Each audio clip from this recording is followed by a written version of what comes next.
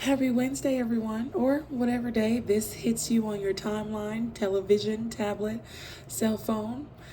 Today, on this new learning technology of YouTube, I would like to speak on a new learning module and leadership module, servant leadership. So, what is servant leadership? Let's talk about leadership today in the lens of world changers, organizations, self, groups, different dialects. According to the National Society of servant leadership is a style based on the desire to serve and to give to your community. Putting the needs of others first, you empower people to perform at their best. Members of the community tend to like this leadership as it brings out passion and commitment from their workforce typically. But let's look at servant leadership from the very beginning. So when we look on Google and when we look at Google Scholars and we go to peer-reviewed articles navigating what servant leadership looks like, what gonging sound is this leadership model prioritizes the needs of their followers and their growth. Servant leaders empower their teams and help them reach their full potential. But let's rewind here. Bring it on back. Start. Let's talk about servant leadership from an individual perspective. So for me, I love to move in servant leadership when it comes to my friends, when it comes to my partner, when it comes to just overall my community. It is very important for me, one, to seek to understand before being understood. I serve in servant leadership in that way by being patient and understanding and conversations being had around me, with me, to me. Another way that I am able to properly articulate servant leadership is not looking to be first in every dialogue, every conversation. So a lot of times I like to lean off of Matthew 20:28, and that was my first interpretation of servant leadership, actually outside of an organizational model and a PhD lens. It was actually Christ who placed this within me, and Matthew 20:28 actually says, just as the Son of Man did not come to be served, but to serve, and to give his life as a ransom of many. So as an individual, and as someone who hangs out with groups and different per se, I'd approach that lens from servant leadership. And so when you look at different corporate financial institute, for example, their data research shows servant leadership is a philosophy where leader is a servant first. And so in that, I like to do that for my personal life, for my individual, for my groups. But now let's talk about it at an organizational level. So as an organizational level, servant leaders aspire to serve their team and their organizations first, ahead of personal objectives.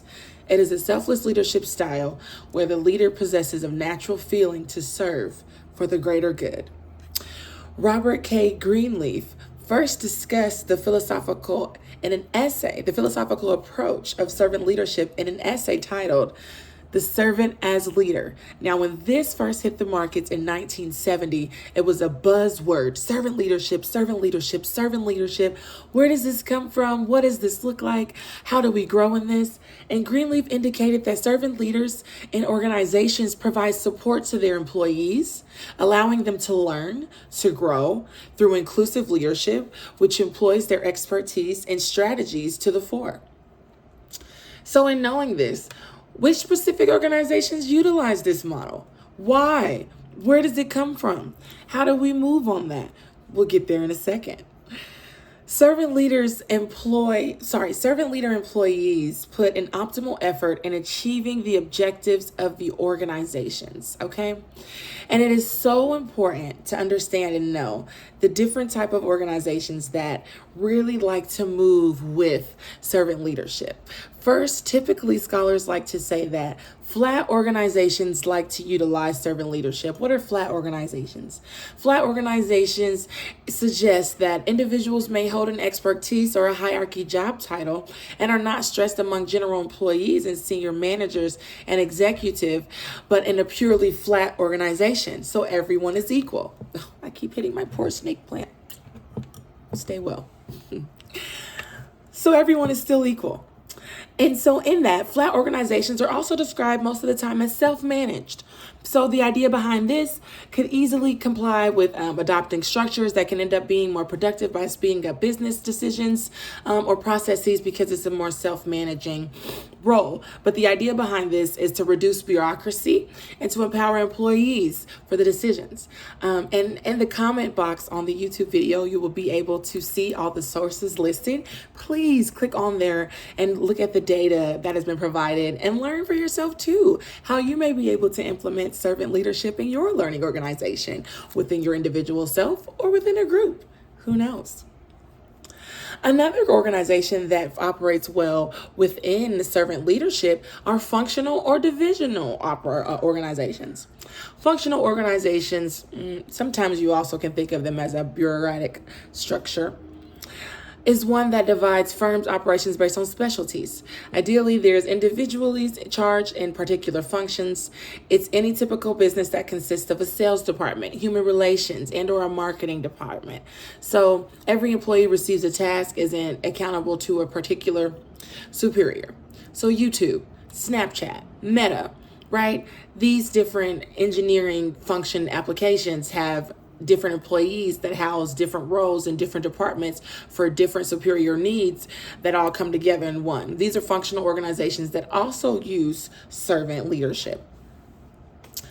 And so as we talk about that, let's go ahead and go into the last divisional of organizational leadership. And there's an example that I will love to link also in the comment box below. And then if I ever do this in person, I will be passing out a General Electric organizational chart as an example of what it looks like to move in servant leadership, as an example of different pillars, different branches, different organizations that move into that.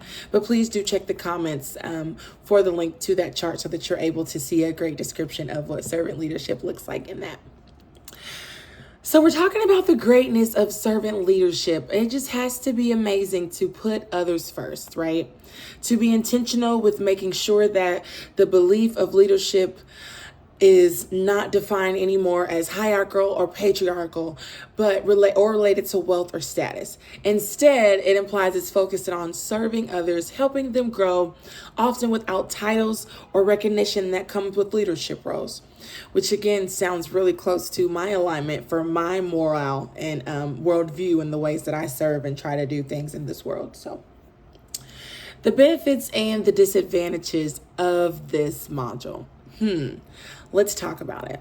So when working in servant leadership, the benefits and what can be great overall from that is understanding and knowing that you're able to be in a position where the other person is first and not just yourself. You're using your own agenda.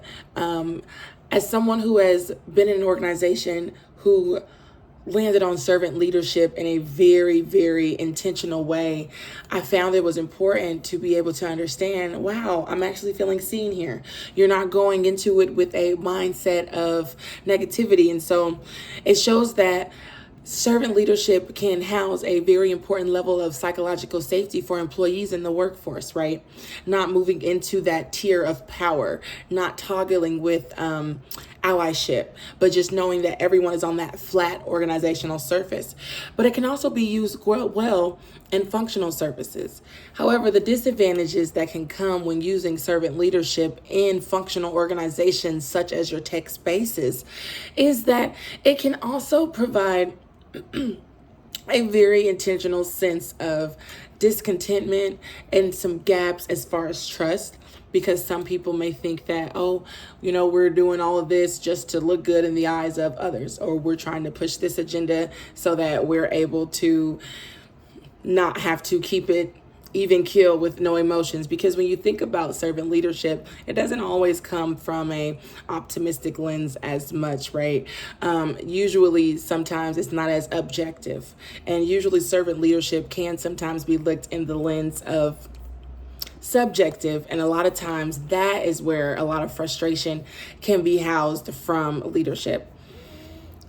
But the great characteristics of a servant leader, which also goes back to the benefits, are just listening empathy, healing, awareness, just conceptualization, being able to have vision and understanding, foresight and commitment, and just being very intentional in the modern workplace. Another great organization, for example, is Southwest Airlines. They do a great job of implementing servant leadership, and they actually speak out on it. On a popular example, that's actually one that you've probably heard of before. One of the most popular examples is that on servant leadership is the impact that Southwest Airlines. In 1971, they had 3 airplanes, 12 daily flights, and nearly 200 employees. In 2020, now at this point, we're in 2024, but at that point, they went up to 736 airplanes, 4,000 flights pre-pandemic a day, 61,000 employees, 47 consecutive years of profitability. And so in this, Southwest founder Herb Keller developed the philosophy of putting employees first. He understood that in order for the company to be successful, each employee needed to be empowered and trusted to make the right decisions by giving each employee ownership of the outcome and the mission. Now, a disadvantage of this, as I mentioned earlier, too, is that people can take advantage of this, misuse it, and see it in a different representational light. So just as Southwest Airlines founder empowered the employees and trusted them to make the right decisions, you have management and leadership taking really bad decisions and also taking advantage of the power. How many times are you hearing a power struggle? Many feminist movements are arguing against servant leadership because they're saying it's just another blanket for patriarchal leadership to step forward. So you're seeing many different advantages and disadvantages overall.